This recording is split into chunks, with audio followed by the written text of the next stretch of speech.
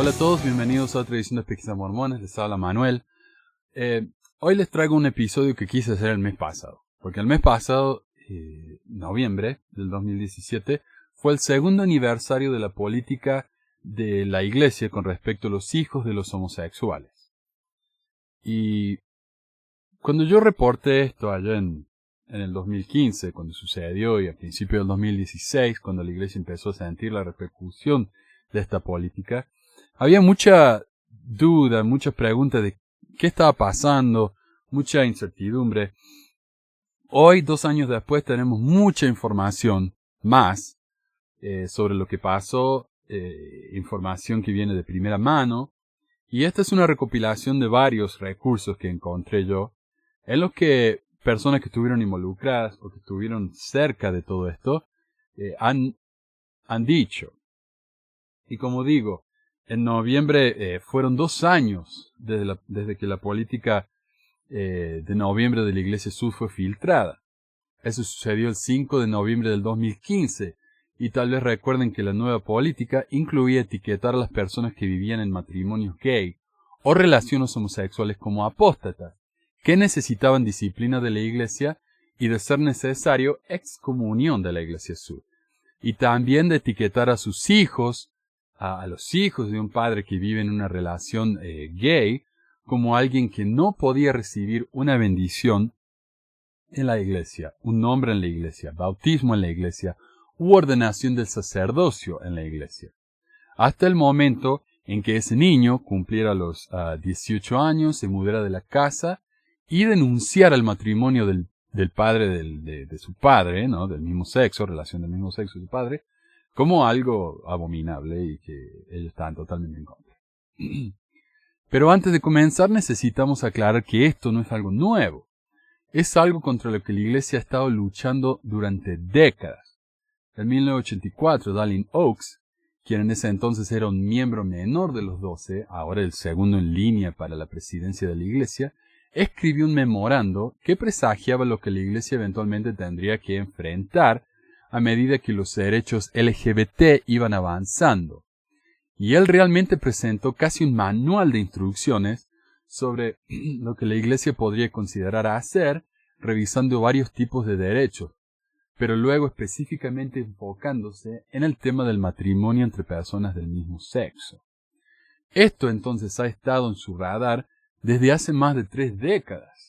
Sus respuestas iniciales fueron intentar abortar el proceso de legalización, de detenerlo, ya sea en las urnas, como fue el caso con la Proposición 22 y la Proposición 8 más adelante, o dentro de la legislatura, como lo habían intentado hacer en el estado de Hawái. Y la iglesia, como sabemos, se mete mucho en la política. Tiene sus personas que están en el Senado, en la Casa de Representantes, y ellos insisten a que sus miembros políticos hagan su parte para avanzar la posición de la iglesia. Ahora, la nueva política había sido propuesta, según todas las fuentes que tenemos, por Lance Richmond, anteriormente miembro del Quórum de los 70 y ahora el consejero general de la iglesia. Literalmente lo tomó palabra por palabra de la política existente sobre cómo tratar a los hijos de los hogares polígamos. Y de la misma forma como hacen con los chicos de las parejas homosexuales, a los hijos de los polígamos dijeron ellos no pueden bautizarse, no pueden recibir bendición, no pueden recibir esto y lo otro. Aunque los polígamos quisieran que sus hijos lo recibieran, ellos dijeron no se la vamos a dar. O sea, castigaron a los hijos de los polígamos por lo que sus padres estaban haciendo. Ahora, como otra nota aparte, buscando información sobre Lance Richmond, encontré una entrevista del 2006 con él y el Elder Oaks, en la que hablan de la homosexualidad y el matrimonio gay, y estos son algunos de los aspectos más destacados de esa entrevista. Y creo que es realmente revelador, especialmente porque ahora están hablando de cómo las personas LGBT son amadas y totalmente aceptadas en la iglesia y todo eso. Bueno, aquí está. Oaks, en esa entrevista, dijo, esto es mucho más que una simple cuestión de si la sociedad debería ser más tolerante con el estilo de vida homosexual o no. En los últimos años hemos visto la presión implacable de los defensores de ese estilo de vida para que aceptemos como normal lo que no es normal y para caracterizar a los que no están de acuerdo como personas de mente estrecha, fanáticos e irrazonables. Entonces, desde el principio, este está en el primer párrafo del artículo donde está esta entrevista, Oakes deja en claro que los homosexuales no son normales y que la homosexualidad es simplemente un estilo de vida, ¿no? Esto niega el hecho de que la homosexualidad sea algo real. Ahora, sus deseos homosexuales no son normales, sus impulsos no son normales. La gente gay no es normal. Y él dice, en al menos un país donde los activistas homosexuales han obtenido importantes concesiones, incluso hemos visto a un pastor de la iglesia amenazado con la cárcel por predicar desde el púlpito que el comportamiento homosexual es pecaminoso. De acuerdo a lo que encontré, creo que Oakes está hablando en un caso de Suecia, que sucedió más o menos en esta época, ¿no?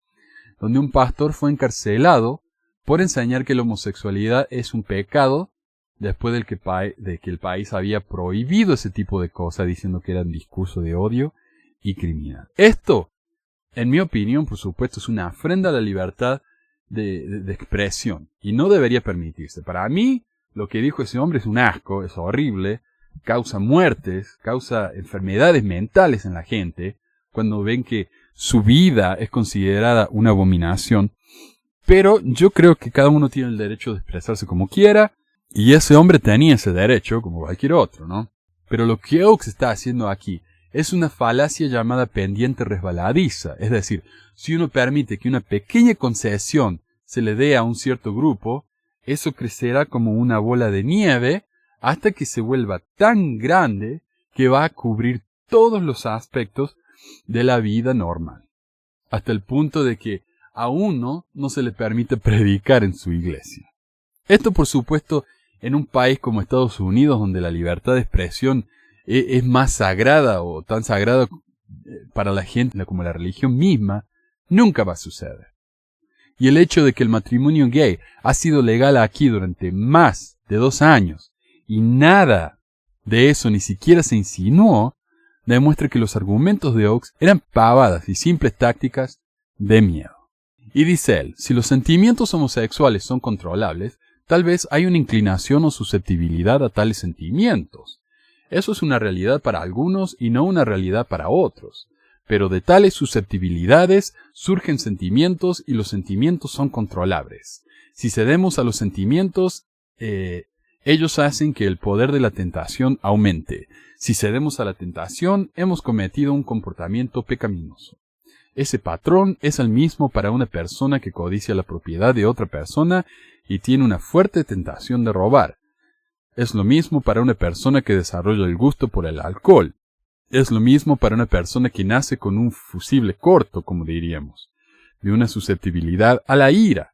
Si permiten que esa susceptibilidad permanezca incontrolada, se convierte en un sentimiento de ira, y un sentimiento de ira puede ceder a un comportamiento pecaminoso e ilegal.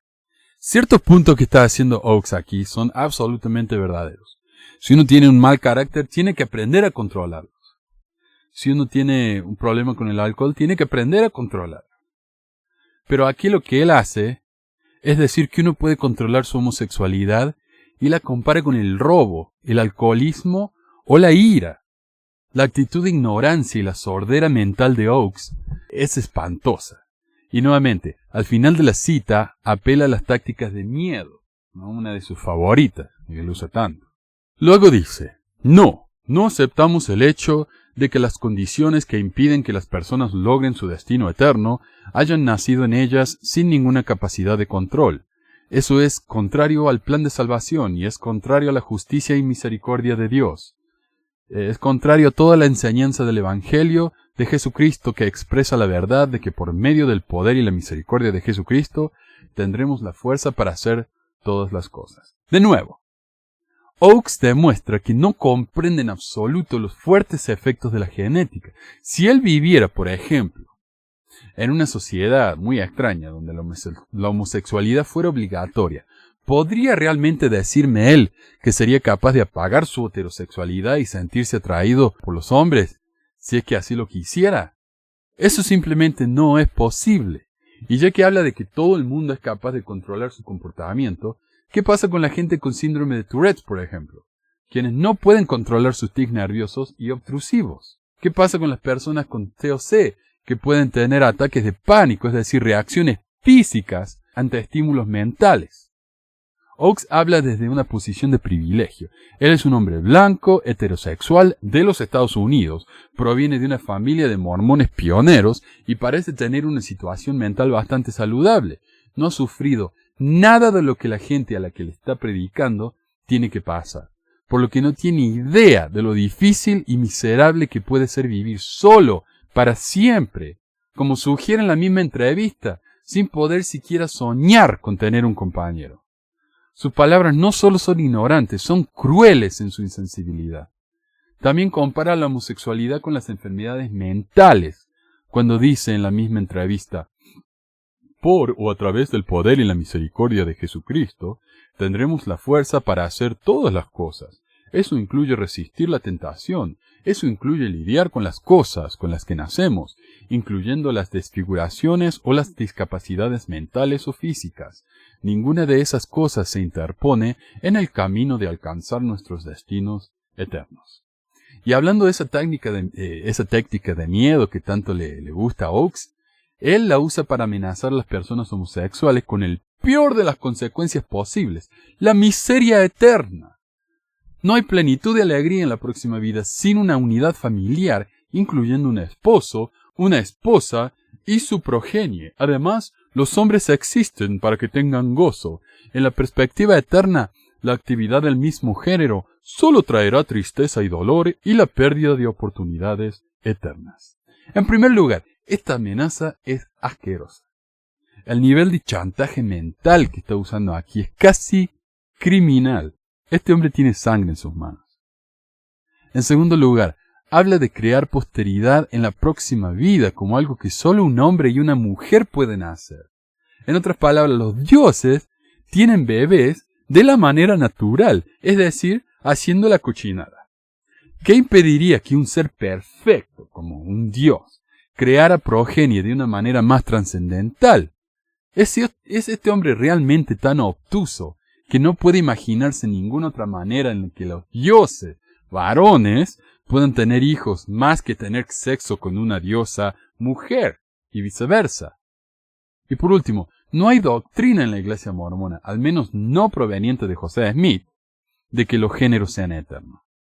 Pero ese es un tema para otro día porque es largo y se los prometo. Y aquí a Oakes le hacen una pregunta muy buena. Asuntos Públicos de la Iglesia le pregunta: un poco antes Elder Oakes habló sobre el mismo estándar de moralidad para heterosexuales y homosexuales. ¿Cómo se dirigiría usted a alguien que le pregunte: entiendo que es el mismo estándar, pero ¿no le estamos pidiendo un poco más a alguien que tiene atracción al mismo sexo? Obviamente hay personas heterosexuales que no se casarán, pero aceptarían que al menos ellos tienen la esperanza de que mañana podrían conocer a la persona de sus sueños. Siempre existe la esperanza de que eso pueda suceder en cualquier momento de su vida. Alguien con atracción hacia el mismo género no necesariamente tendría la misma esperanza. Claro, ellos dicen: ok, en la iglesia siempre se nos dice sí, pero hay gente que no se casa. Los gays no son los únicos que no se casan en la iglesia, hay otra gente que tampoco se casa. Sí, pero esa gente que no se casa viven con la esperanza de que tal vez un día se puedan casar, de que tal vez conozcan a la mujer o al hombre de sus sueños. Los homosexuales ni siquiera tienen esa esperanza. A lo que el Elder Oakes responde: hay diferencias, por supuesto, pero el contraste no es único. Hay personas con discapacidades físicas que les impiden tener esperanza, en algunos casos, esperanza real, y en otros casos, esperanza práctica de matrimonio. La circunstancia de que actualmente no pueda casarse, aunque es trágica, no es única. A veces se dice que Dios no podría discriminar a las personas en esta circunstancia, pero la vida está llena de debilidades físicas que algunos podrían ver como discriminaciones. Parálisis total o deterioro mental grave son dos que son relevantes para el matrimonio. Esta declaración, otra vez, es increíblemente obtusa. Comparar a las personas homosexuales con discapacitados mentales no es justo ni apropiado. Si tengo una enfermedad mental que no me permite funcionar correctamente, probablemente ni siquiera quiera casarme. Hay gente que ni siquiera se da cuenta que eso es una opción. O incluso incluso sepa que esa es una posibilidad. Entonces, ¿cómo se compara eso con alguien que está absolutamente dispuesto y capaz, que quiere casarse, pero que no se le permite? Y con respecto al caso de la persona paralítica, hay muchos casos de personas completamente paralizadas que se han casado después de su parálisis. Después de su parálisis. Y lo pueden buscar si quieren, si no me creen. Hay incontables casos de paralíticos que se han casado. Entonces, aquí Oaks está siendo poco honesto y engañoso, o simplemente tonto. Como respuesta a esa misma pregunta, el elder Wickman, de quien estamos hablando, ¿no? Wichman, antes mencionado, que el que supuestamente escribió la nueva política de noviembre, agrega: vivimos en una edad muy ensimismada. Supongo que es naturalmente humano pensar que mis propios problemas son de alguna manera más graves que los de otra persona. Creo que cuando cualquiera de nosotros empieza a pensar de esta manera, sería mejor mirar más allá de nosotros mismos. ¿Quién soy yo para decir que soy más discapacitado o que estoy sufriendo más que alguna otra persona? Así que así está la cosa. Las personas homosexuales que se sienten como una mierda porque no pueden casarse, están siendo ensimismados, egoístas. Por lo tanto, supérenlo, gente. Hay otros que sufren más que ustedes, así que aguántensela. Bueno, y esta entrevista sigue y sigue, pero creo que esto es suficiente como para demostrarle, ¿no?, la actitud de estas personas, y la ignorancia, y la miopía de esta gente.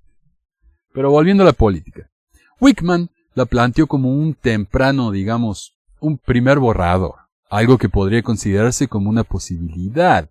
Y eso fue parte de las deliberaciones que tuvieron lugar durante meses, sin consenso. O sea, la primera presidencia, los 12 y gente como Wickman y qué sé yo qué, se juntaron, hablaron sobre esta política, no pudieron llegar a un consenso, no pudieron llegar a votar sobre esto porque no quedaron de acuerdo. O sea, algunos decían, los hijos de los homosexuales no se pueden casar, y otros decían, ¿cómo van a decir eso? ¿Cómo van a decir eso, por favor? Eso es horrible. Entonces, no sabemos quién presentó qué objeciones, no sabemos qué dijo Uchtdorf, no sabemos qué dijo Ballard, quién presentó los puntos de aprobación, pero es evidente que no todos estuvieron de acuerdo con eso, porque si no, esto había pasado hace rato. Recuerden, desde el 84 que vienen hablando de esto.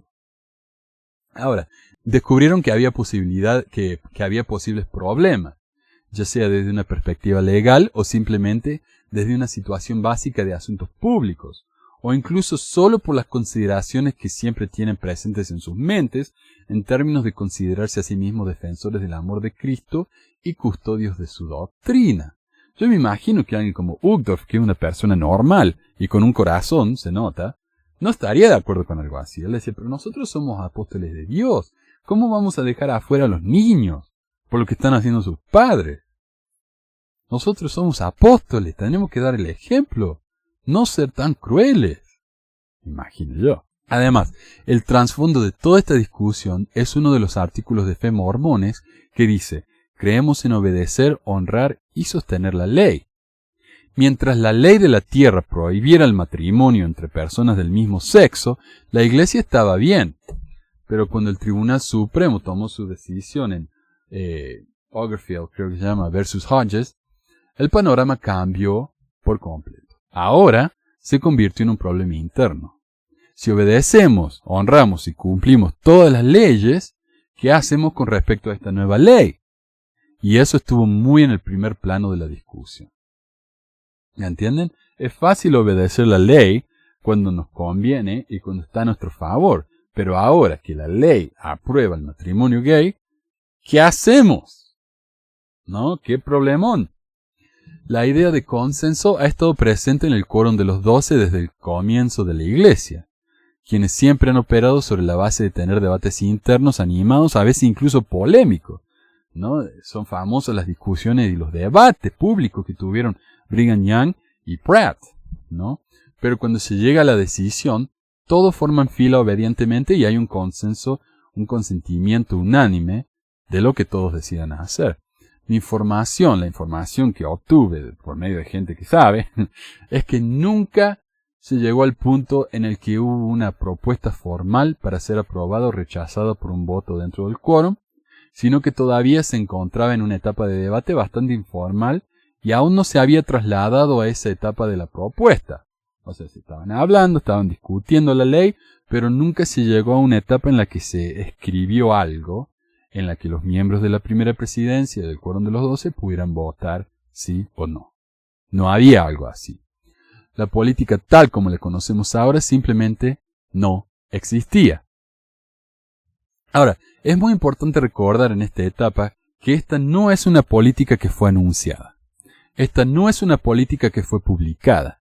Esto no es una política que fue revelada en una conferencia de prensa. He escuchado todas esas cosas de parte de mormones fieles después de que sucedió, pero eso es una reescritura de la historia.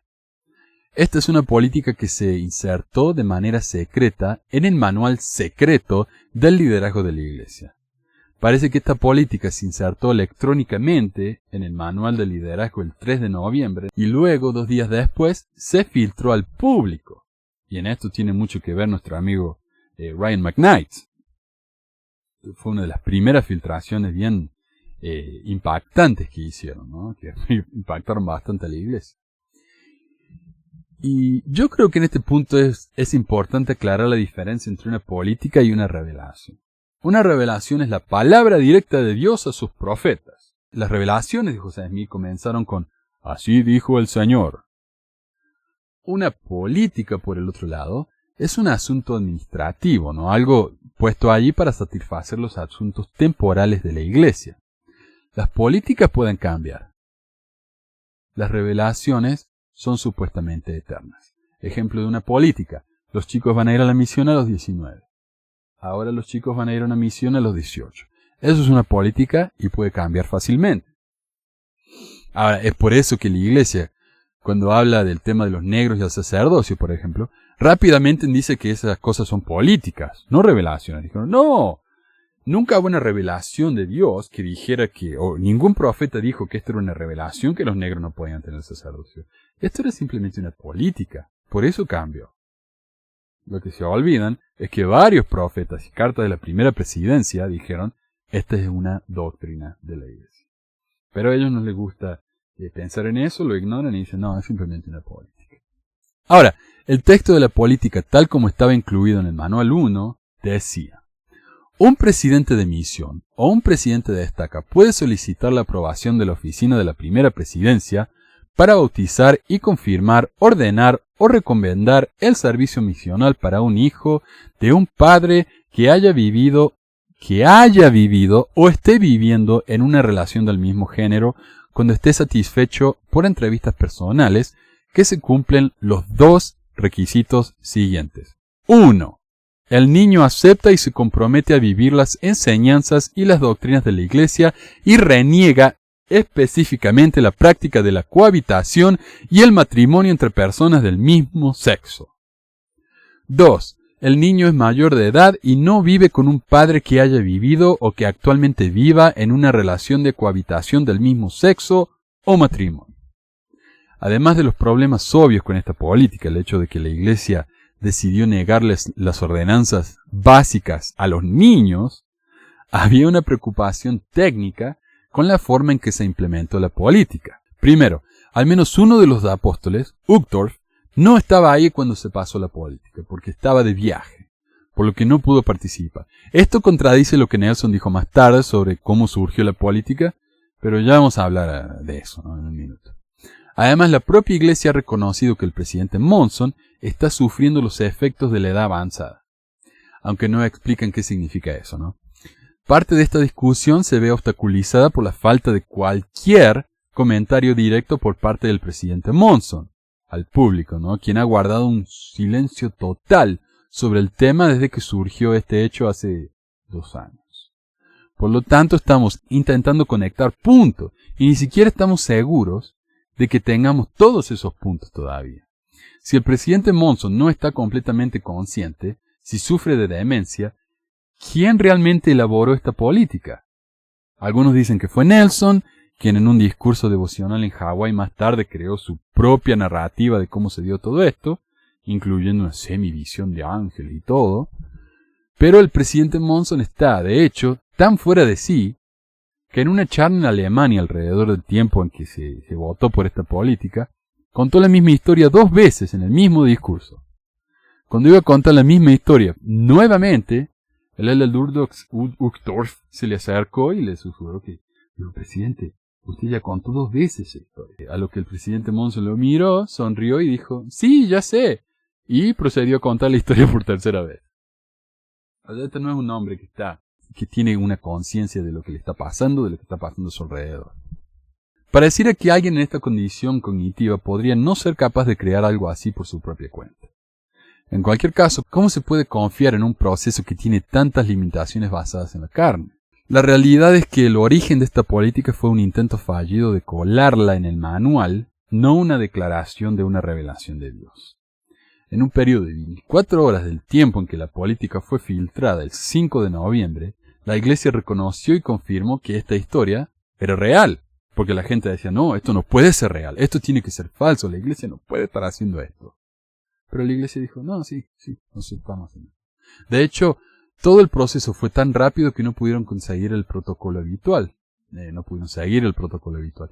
El Departamento de Relaciones Públicas no estaba enterado, el Departamento de Edición no estuvo involucrado, el quórum no estaba completo, solo fue presentado, no fue discutido ni votado. O sea, fue algo bastante diferente a lo que se hace por lo general para pasar una ley. Y finalmente fue puesto en el manual en el sitio web. Pero los mormones lo defendieron, ¿no? Al principio muchos mormones se sorprendieron y se horrorizaron de que tal política pudiera existir y entonces negaron la veracidad de esta. Y eso me hace acordar a cuando salieron los ensayos de la Iglesia reconociendo la poligamia, reconociendo los problemas con el libro de Abraham. Y mucha gente dijo, oh, alguien hackeó el sitio de la Iglesia y está poniendo estos ensayos horribles.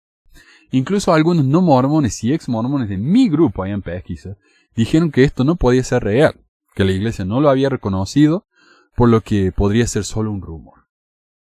Los miembros no podían creer que esto pudiera ser cierto. Rechazaron la idea de que esto podía ser algo de su Iglesia Sud estaba haciendo y que su liderazgo estaba haciendo. Pero 24 horas después, cuando la Iglesia confirmó que en realidad era algo que sus líderes estaban haciendo, hubo un cambio notable que sucedió con muchos mormones. Y ese cambio fue pasar de rechazar la idea de que sus líderes podrían hacer algo tan horrible, a aceptar la idea y decir, sí, lo hacen y nosotros lo apoyamos. Porque es la palabra y la voluntad de Dios. Lo que ilustra un fenómeno en la Iglesia Sud con respecto a la verdad. Porque en la Iglesia Sud la verdad no se determina respecto a lo que se dice, al contenido de lo que se dice, sino a quién lo dice. Una vez que los mormones entendieron que sus líderes realmente dijeron esto, se convirtió en verdad, inmediatamente. Y esto es lo peligroso de confiar ciegamente en un líder. Les voy a contar la historia de lo que pasó con el loco Warren Jeffs, que es el profeta de la iglesia fundamentalista de Jesucristo y los santos. Los polígamos, básicamente. Es la iglesia polígama. Él se fue a la cárcel por abuso de menores. Y en la cárcel, él siguió controlando a la iglesia, ¿no? Dirigiendo a la iglesia. Cuando estaba allí, él grabó un mensaje a su gente diciendo, yo no soy un profeta, soy un fraude. Esto no es una prueba, esto es verdad, lo que les estoy diciendo. Cuando la gente escuchó eso, dijeron, algo le pasa al profeta. Está siendo obligado, está sufriendo algo, pero no, esto no es verdad. Y al poco tiempo el tipo se arrepintió de lo que dijo, mandó otro mensaje diciendo, cuando dije que eso no era una prueba, sí era una prueba. Y la gente, ¿vieron? Es el profeta, es el profeta. Entonces lo que diga este hombre, le van a creer siempre y cuando beneficie lo que la gente ya cree de antes. Las filtraciones del 5 de noviembre del 2015 creó un furor y una controversia tal que se hizo público y se reportó en todo el mundo. Estuvo en el New York Times, estuvo en todo el mundo, ¿no? Y antes de continuar, quiero aclarar algo. Algunas personas dentro y fuera de la iglesia argumentan que no es correcto decir que la política fue filtrada, que es injusto decir que se dio a conocer al amparo de la oscuridad, porque todas las políticas en el manual son presentadas de la misma manera. Pero, yo tengo un pero muy grande. como veremos más adelante, esta no es una política normal. Esto es, según Nelson, una revelación de Dios. Es algo que afecta la vida de miles de personas en la iglesia, y más directamente a los niños. Entonces, ¿cómo pueden decir que está bien pasar esto de la manera reservada en que se aprobó, solo porque todas las otras políticas se pasan de la misma manera? No estamos hablando a qué edad se van los misioneros a la misión. No estamos hablando quién tiene que estar presente en un tribunal de la iglesia. No estamos hablando qué tipo de pan se puede servir en la sacramental. Estamos hablando de quién se puede bautizar en la iglesia y quién no. Esto es algo grande. La forma en que se filtró no es una historia de espía. Un obispo y un consejero que obtuvieron la notificación normal para la incorporación e incluso recibieron una nueva notificación de su estaca en el caso de Seattle, porque en Seattle habían pasado cosas, ¿no?, que tenían que ver con este tema de los matrimonios gay y eso. Por lo tanto, ellos, además de recibir la noticia, recibieron una notificación extra que los otros obispos no recibieron. Entonces ellos sí se dieron cuenta y sabían exactamente qué tenían que mirar. Lo vieron, lo leyeron y lo reenviaron a un número de diferentes bloggers mormones, porque no lo podían creer.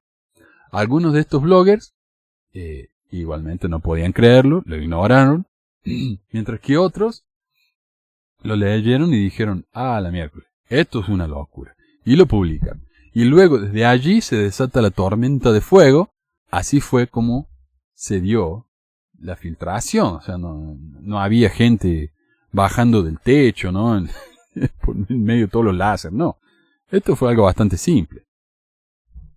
Y esto fue el error de la iglesia de no haber presentado esto de una manera diferente, porque si la iglesia hubiera presentado esto usando a su gente de asuntos públicos, podría haber controlado el mensaje. Pero en lugar de eso lo pasó a escondidas y dejó que la gente que leyó esto se encargara de hacerlo saber, de repartirlo por ahí y que la gente y los medios se enteraran. Entonces acá la iglesia perdió una oportunidad de controlar el mensaje. Ahora, después de la filtración, los líderes de la iglesia se apresuraron a tratar de encontrar alguna forma de abordar esta filtración. Habían sido atrapados completamente por sorpresa y así en la noche del viernes 6 de noviembre de 2015 se publicó una entrevista con el elder Christofferson del Quórum de los 12. Lo que yo quiero aclarar también, antes de hablar de esta entrevista, que fue una cosa grande, de la que yo también hablé y hice un video, me parece. Si hubieran usado el Quórum de correlación, no sé cómo se llama, el grupo de correlación, si hubieran usado si hubieran hablado con la gente de relaciones públicas, si hubieran involucrado a más gente en la iglesia, esto no hubiera pasado, pero lo hicieron en tanto secreto, porque le daba vergüenza, honestamente. ¿Por qué más habrían hecho esto en secreto? Porque les daba vergüenza. Y al hacerlo de esa manera, les salió el tiro por la culata, pero mal. Entonces, esta entrevista con el elder Christofferson se publicó en el sitio web de la Iglesia Sud, y casi se pueden escuchar las comillas, ¿no?, cuando digo la palabra entrevista, porque realmente no fue una entrevista. Lo que fue es que Michael Otterson, quien era el principal miembro de relaciones públicas de la iglesia en esa época, le hace preguntas al elder Christofferson sobre el tema. Y el elder Christofferson contesta con lo que parecen ser respuestas orquestadas, escritas de antemano, practicadas, preparadas. Todd Christofferson, según algunas versiones, estaba preocupado por la forma en que esto se estaba dando. Él quería que la iglesia publicara algún tipo de comunicado, quería que la iglesia diera algún tipo de aclaración. Entonces acudió a sus líderes en calidad de presidente del Departamento de Asuntos Públicos de la iglesia, y este literalmente es su trabajo. Como uno de los apóstoles, es aconsejar a los apóstoles superiores a él sobre cuestiones de asuntos, relaciones públicas. Por lo que estaba haciendo su trabajo al leer la reacción del público dentro de la iglesia y fuera de la iglesia, pero más importante para él, entre los miembros de la iglesia. La gente estaba escribiendo en Facebook, la gente estaba escribiendo, comentando en los blogs, estaba comentando en los artículos del Desert News, del Salt Lake Tribune. O sea, la gente estaba haciendo saber su opinión dentro y fuera de la iglesia. Y esto a los miembros, al señor Otterson al menos, le preocupó. Él hizo la recomendación de que deberían hacer algún tipo de declaración aclaratoria. pero también para ayudar a las personas a que pudieran emocional y espiritualmente envolver sus cabezas, ¿no? Y sus corazones en torno a este tema. Él llevó este consejo a sus líderes y, de acuerdo con las fuentes, preguntó o sugirió que uno de ellos fuera el portavoz de este mensaje. Y cuando me preguntan qué fuentes, les voy a dar los enlaces a la entrevista con el historiador Greg Prince y con un joven que también participó, que estuvo involucrado con todo este tema, ¿no? De LGBT en la iglesia, para que vayan y revisen por ustedes mismos, para que vean que no estoy inventando. Me dicen, tenés que averiguar. Yo averigüé bastante, ahora averigüen ustedes. Pero bueno, dijo, tal vez alguien de la primera presidencia tendría que hablar y aclarar esto, dar algún tipo de aclaración, dejar a la gente en paz, ¿no? De calmar los ánimos de la gente. Tal vez el presidente Nelson, pero dijeron que no, que él debería tratar el caso, ¿no? Se lavaron las manos, aquí tenemos un apóstol menor, pidiéndoles a sus líderes, a aquellos que elaboraron a la política y la aprobaron sin ninguna aportación del resto del quórum, que aclararan esto, que hicieran algo, ya que la reacción del público a sus acciones fue realmente negativa. Y esos líderes se lavaron las manos diciendo que él, el Darcito acá, se ocupara de eso. Y el resultado fue su entrevista con Elder Otterson, algo que fue absolutamente muy poco impresionante. Como dije, esa entrevista parecía totalmente planeada. Continuó por más o menos una media hora sobre el tema de las razones de la nueva política, pero crucial para el tema en discusión de esta noche, ni una sola vez se mencionó la revelación como fundamento o fuente de esta política. En cambio, el Elder Christofferson habla de esta política como eso, como una política y punto, y dio las diferentes razones por las que se sintió justificado que esta política estaba bien, bla, bla, bla. Pero la entrevista con el Elder Christofferson no calmó las aguas en lo absoluto, y solo empeoró las cosas.